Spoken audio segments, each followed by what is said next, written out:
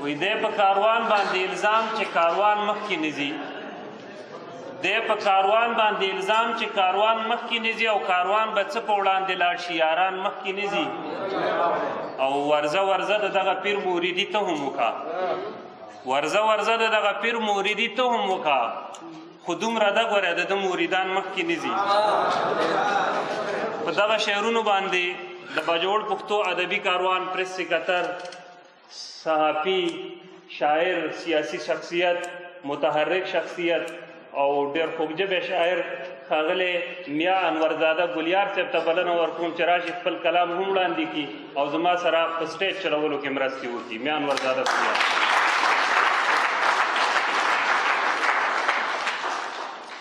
مننه اشنا صاحب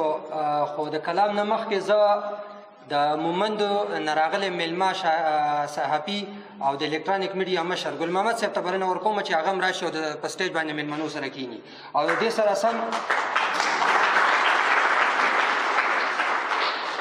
د مشال ریډیو نماینده شاهنواز ترکزی صاحب ته بلنه ورکوم چې هغه هم راشي میلمنو سره په سټیج باندې کینی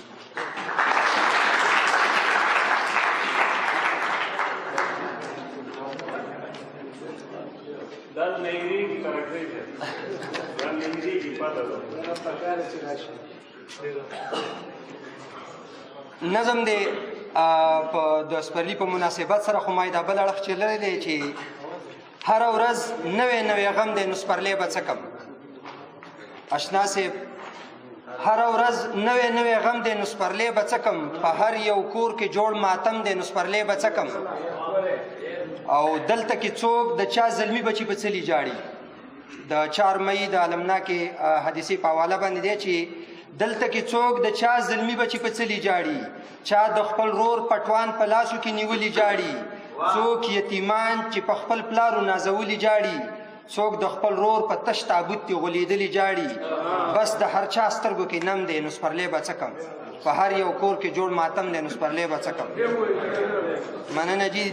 دلته کې څوک د چا زلمي بچي په څلي جاړي چا د خپل رور پټوان په لاسو کې نیولي جاړي څوک یتیمان چې په خپل پلارو نازولي جاړي څوک د خپل رور په تش تابوت کې غولیدلي جاړي بس د هر چا سترګو کې نم دی نو سپرلی به څه کم په هر یو کور کې جوړ ماتم دی نو سپرلی به څه کم بل بندی جي چې دلته د غم فضا خوره د څوک خندلی نشي په ژړا ستړي شو بېتاب د نور ژړلی نشي په هر خوله مهر د چپ تی څه ویلی نشي د خپل یرې څوک د کور راوتلی نشي بل څه غږ نشته درز او بم دی نو سپرلی به څه کم په هر یو کور کې جوړ ماتم دی نو سپرلی به څه کم بل بند دی چې د وخت د جبر سرو لمبو مې چیناران وهلي ښایسته ګلونه مې د وخت سپیره خزان وهلي وخت د خپل جبر په څپېړو مې ځوانان وهلي هم یې زاړه هم زنانه او ماشومان وهلي په ما د هر خوا نه ستم دی نو سپرلی به څه کم په هر یو کور کې جوړ ماتم دی نو سپرلی به څه کم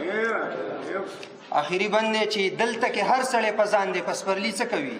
هر چاته غم دی او خفګان دی په سپرلي څه کوي خلک په ژوند باندې ستومان دی په سپرلي څه کوي دلته انسان لکه حیوان دی په سپرلي څه کوي ګلیاره څه د وخت تورتم دی نو سپرلی به څه کم په هر یو کور کې جوړ ماتم دی نو سپرلی به څه کم